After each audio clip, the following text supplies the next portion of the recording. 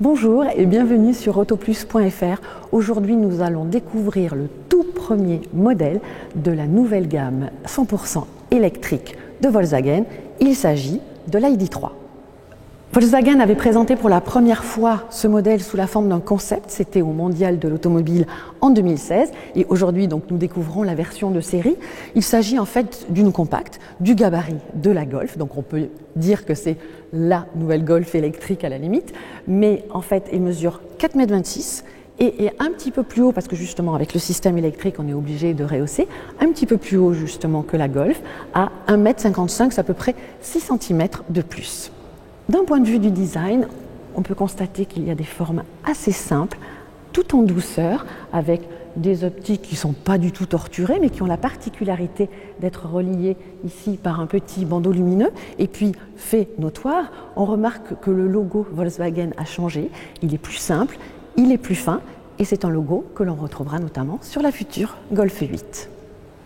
Quand on regarde cette voiture de profil, on constate que le design est quand même assez particulier puisque le capot est assez court. On note ici ce léger décroché.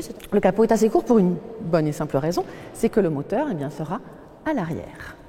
Fait marquant à l'arrière, c'est ce béquet qui est vraiment très imposant et on constate donc qu'ils ont énormément travaillé pour l'aéro de la voiture. Et puis d'un point de vue du style, toujours avec cette partie bicolore sur le volet de coffre, on a l'impression que c'est une surface vitrée mais ça ne l'est pas. Et puis enfin, d'un point de vue plus pratique, en volume de chargement, Volkswagen annonce un volume de 380 décimètres-cubes et ça c'est une bonne nouvelle puisque c'est exactement le même que celui de la Golf.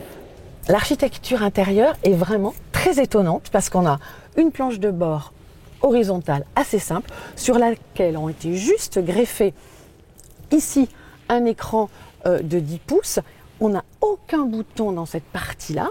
Tout se situe soit sur le volant ou ici à main gauche pour tout ce qui est éclairage, ventilation, etc. Et là, on a juste un petit écran sur lequel est venu s'implanter le bouton de commande pour les vitesses, pour passer en mode drive, neutre ou pour la marche arrière.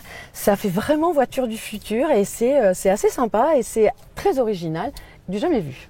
Quand on s'installe à l'arrière, là c'est vraiment la très grosse surprise parce qu'on a énormément de place pour les jambes et ça s'explique par un empattement qui est vraiment très long, qui fait 2,77 m, c'est 10-15 cm de plus qu'une Golf, donc vraiment on est confortablement assis, en plus on a un plancher plat, et puis aussi ce qui est étonnant quand on s'assoit la première fois, c'est qu'on voit que les sièges ont été inclinés, et ça c'est pour pouvoir conserver une bonne garde au toit. L'ID.3 sera proposé avec deux motorisations, 150 et 204 chevaux. Et puis surtout, on pourra avoir trois types de batteries suivant les modèles, de capacités différentes, de 45 kWh, 58 kWh et 77 kWh, qui permettront des autonomies qui iront de 330 km à 550 km, avec pour le modèle intermédiaire 420 km. Et puis surtout, ce qui est très important, c'est le tarif, puisque le modèle d'entrée de gamme devrait débuter aux alentours de 30 000 €, ce qui ferait 24 000 € avec un bonus déduit, ce qui est quand même un tarif super intéressant par rapport à la concurrence. Et puis surtout, le premier modèle qui sera commercialisé et que l'on peut déjà réserver d'ailleurs sur Internet, c'est cette version, c'est l'ID.3 First Edition. Et bien ce modèle-là sera prévu, donc avec pas mal d'équipements, aux alentours de 40 000 €.